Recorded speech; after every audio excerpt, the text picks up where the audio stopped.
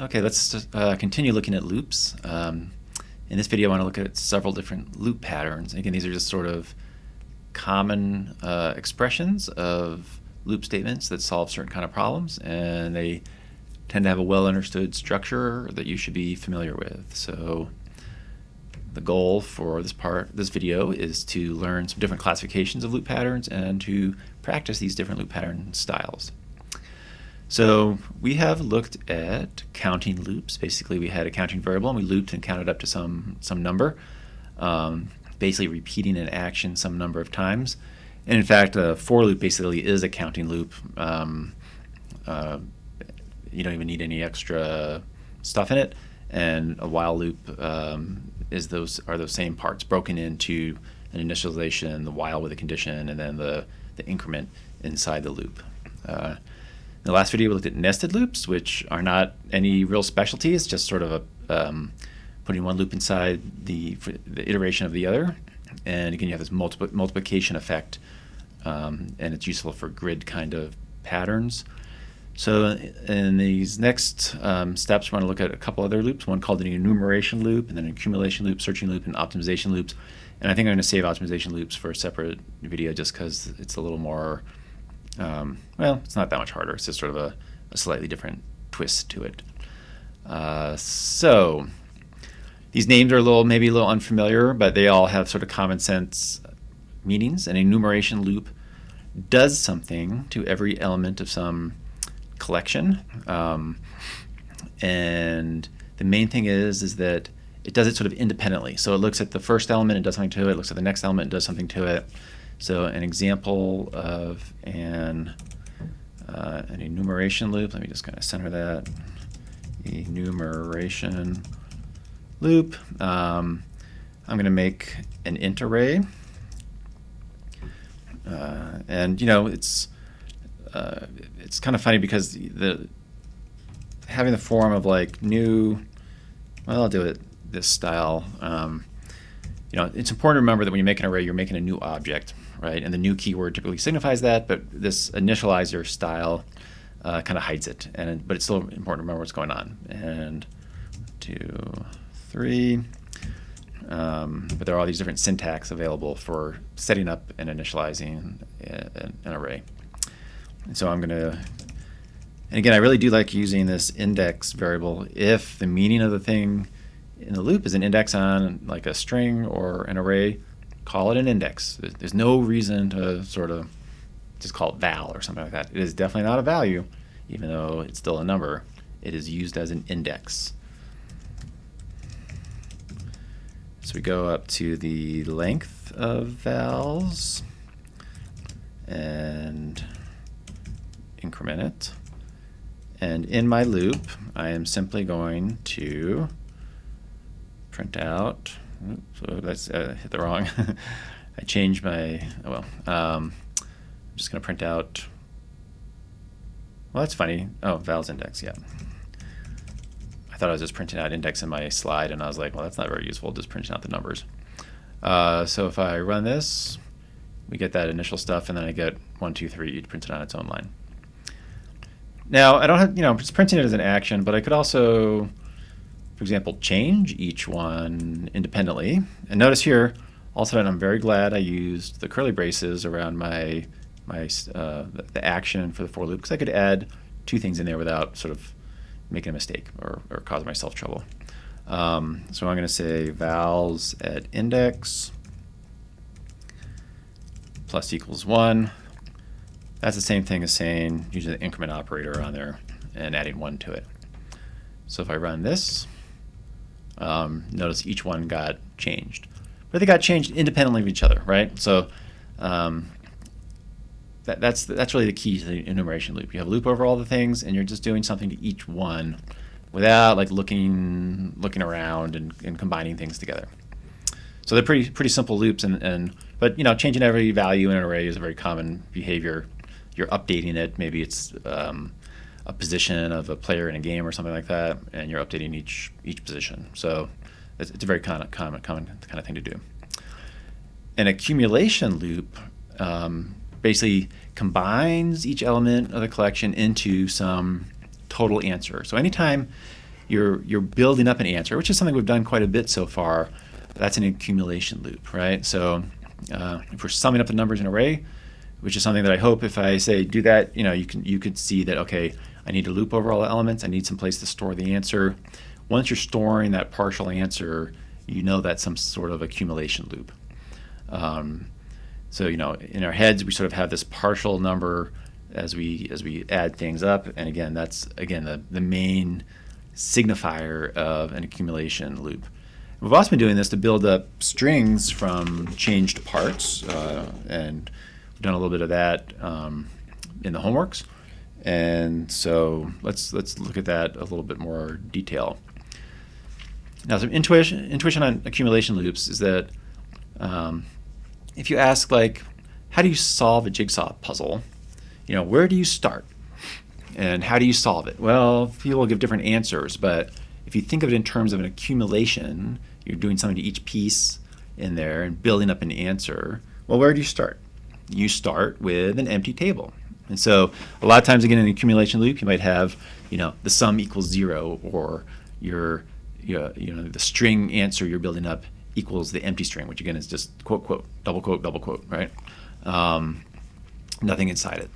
That's the empty string. So you start at nothing, and then you start adding parts of the answer into it, one piece at a time, right? And that's the same kind of thing. We have to think of our problems in those terms. You can't just leap from nothing to the full answer.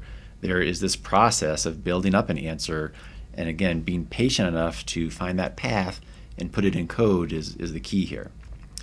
All right, so let's say we wanted to write a method reverse string. So a string comes in and a string comes out that's the letters in backwards order. So again, you need to think about what is coming into this method, right? And some kind of string is coming in. What comes out of the method? Well, a string is coming out of the method, and it's one with the characters reversed. So this is going to be some kind of accumulation loop, and because we're building up an answer. So let's go ahead and write a method to do this. Public static. What comes out? A string. What is this thing called? Reverse string. And what comes in? A string. I'm just going to call it sentence. It sort of signifies it's a string, not a character. It doesn't have to be something with words in it. It just is a string of characters, right?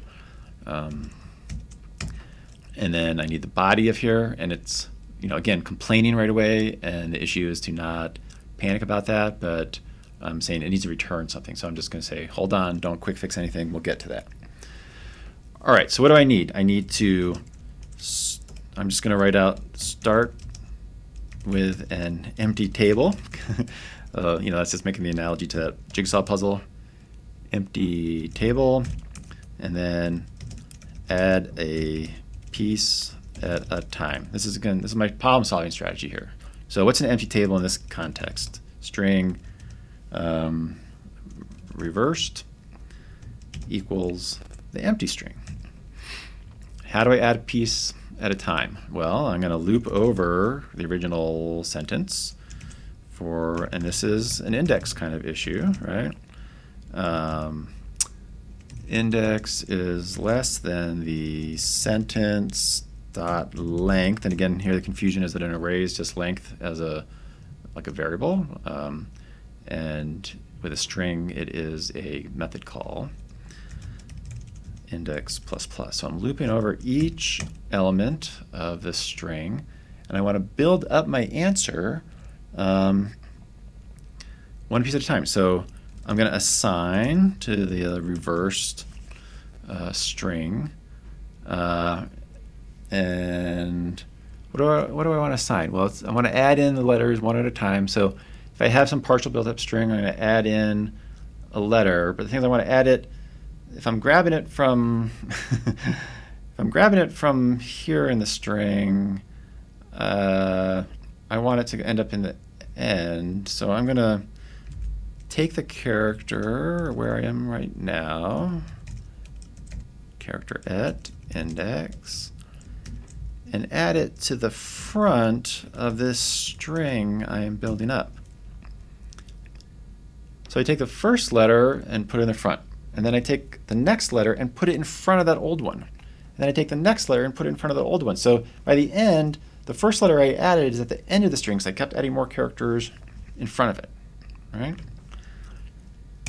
And then I'm going to return that reversed string and finally make my method happy because it has a return value. All right, let's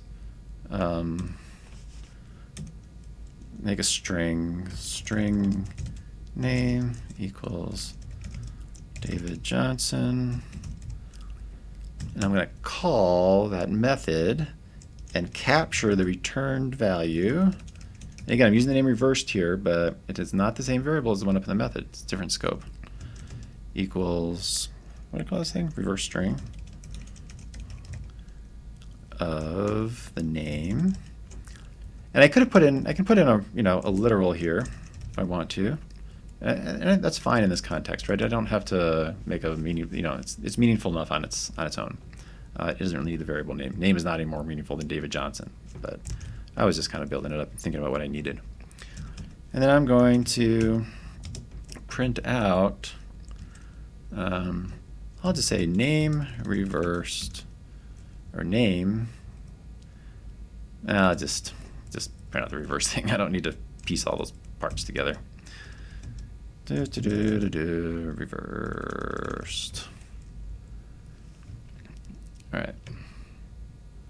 right, so that's my name reversed, so it worked.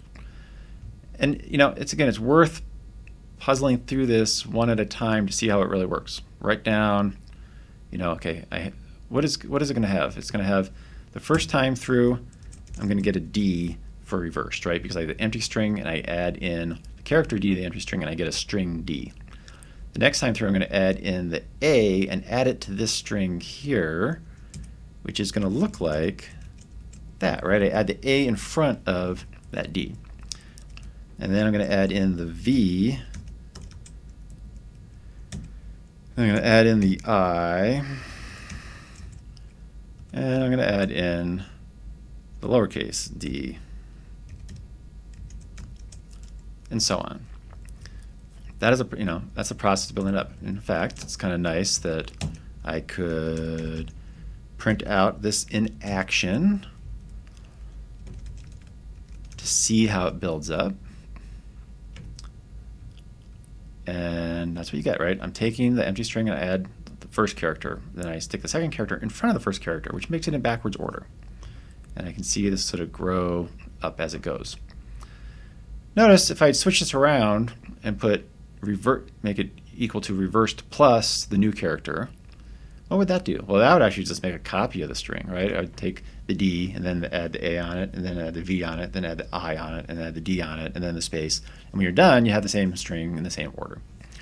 But pretty easy to mess that up, and it takes you a minute to kind of figure out how to do that, for sure. But notice, again, the answer doesn't happen until I do a loop over all the pieces of the jigsaw puzzle, right? I'm going to change this to empty string, the starting point, add a character at a time. And this comment would be a nice place to maybe describe why putting it in front does what we want. Okay, so that's an accumulation loop, right? Building up an answer. So summing the values in an array is an accumulation. Doing something to each character in a string and using it to build up a new thing is an accumulation. In the homework currently, the hide A method is an accumulation loop, right? I'm building up a new modified version of the string. Okay.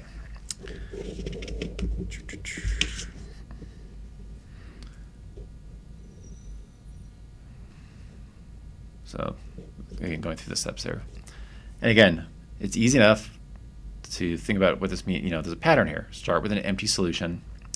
If we're trying to make it like multiply a bunch of numbers together, the starting case is not 0 because 0 times anything is 0. Like 1 is a normal starting case, right? You have to kind of adapt that starting case appropriately for your problem, and then build up the answer using a loop. But in your mind, again, You just want to get to the answer. You know, like you sort of write it out, right? And you're done. You have to learn how to break it down into one step at a time and see the solution in those terms. And then you can write the code for it.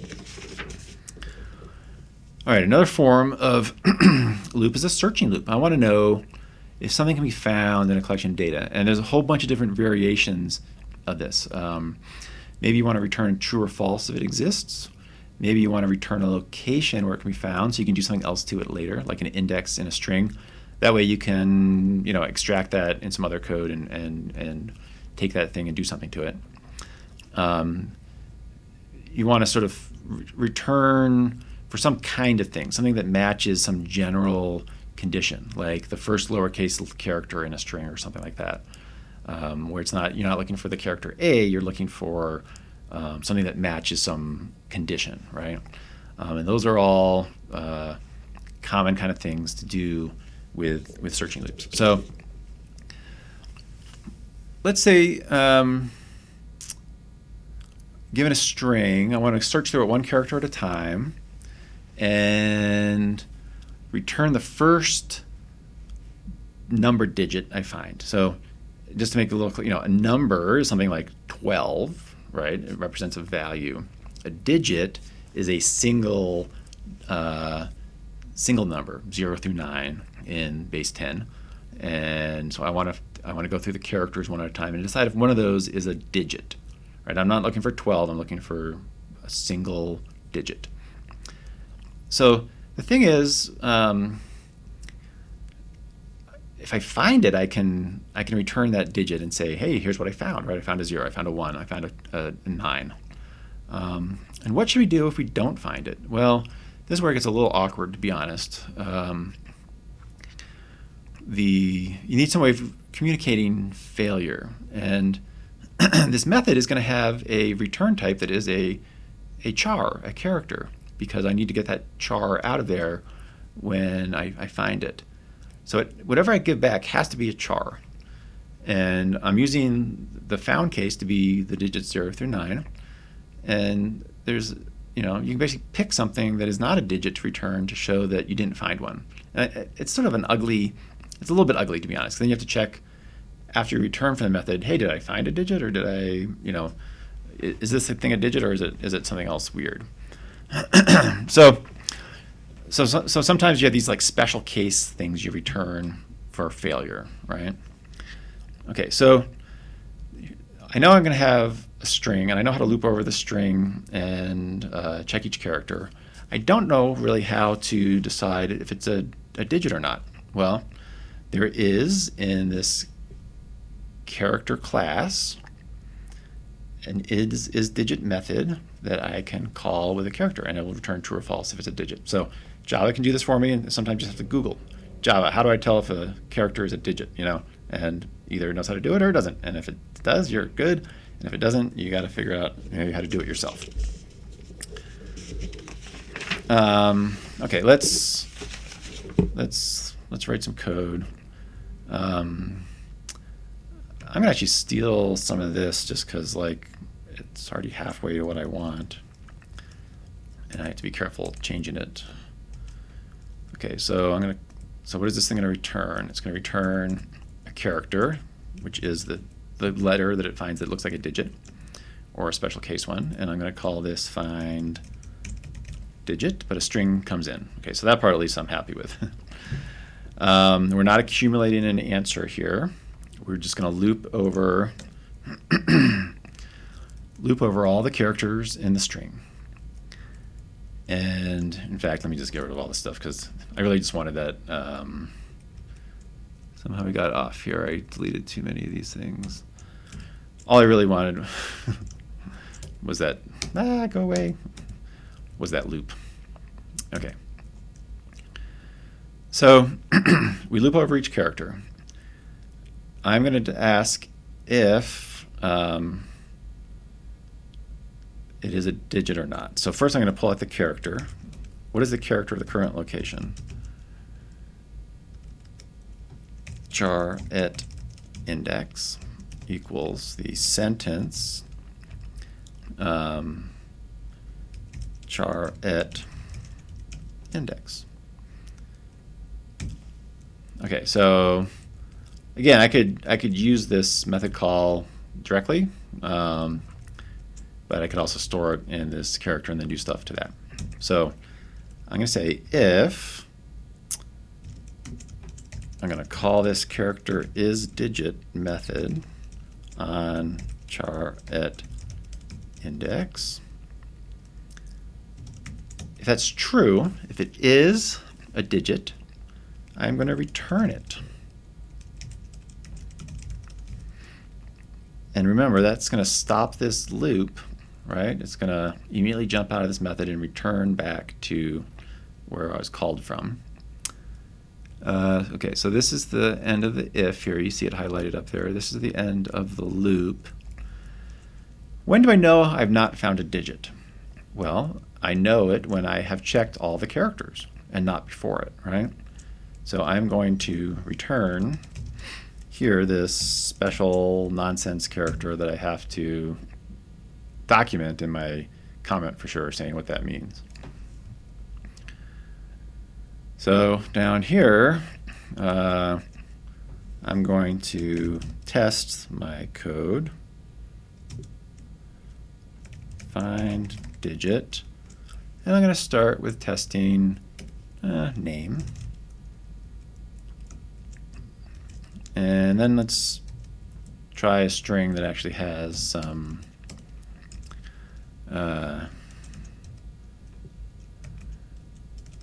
David1, right? So if I run this, for the first one, when I checked it against my name, it gave back that special character saying nothing was found. When I did this one here, it found the 1 and returned that. So it's, both cases seem to work okay. But the pattern here again is loop over everything. As soon as you can say that you found something, that's what we're looking for. You return it, execution is stopped. After you've checked every possibility, you can return the other case. Now, it's a common mistake to do something like this. I see this so many times. It's very easy to fall into this mistake. They're saying, like, if you find a digit, return the digit, otherwise return the special character. This will return this after checking the very first character. If it's not, if the first character is a D, it says, is it a digit? No. So it returns the underscore. It doesn't check all of them. It checks only the first one and then picks one of those two to return. So you're leaving before you've sort of fulfilled the meaning of the test, right? You have to check everything and then you return the special character. You don't just check the first one and then return the special character when the first one is not a digit. We need to check all the digits. So you have to really force yourself hard to make sure you think about it carefully. Here, again, return the special character both times because both of them, here it found the D, that's not a digit, so it returned the special character. So it's wrong. It's just wrong, right? You're kind of you're thinking about it. It sounds close to what you're supposed to do, but it's not really thinking about it quite correctly. So typically, again, the thing is you can return as soon as you've proven that you found something that you're searching for, but you cannot return the negative case until you've looked at all of them, and that's really the difference there. Okay, so yeah, here's the wrong solution there. So sometimes you want to return, again, not the character, but the location. And in this case, I'm going to return an int because the index is going to be some kind of int. And here I'm going to return the index. Now, what should I do if I don't find it? So it's easy enough. So if, I return 3 or something if it found a digit in location 3. What do I do here? Well, I need some special value. We know an index can only go from 0 to some other positive number, some length. So for example, a -1 is a reasonable way to show that no index was found. And again, you have to check that before you use this value back in your main code. But the idea here is as soon as you find an index, return it, and otherwise return still a special case that says it can't be found. So that's an okay way to do it. Let's say we want to find, just say whether an item exists or not, right? Let's say we want to say whether there is a digit in the string. And we don't care what it is or where it is. We just want to know whether it exists.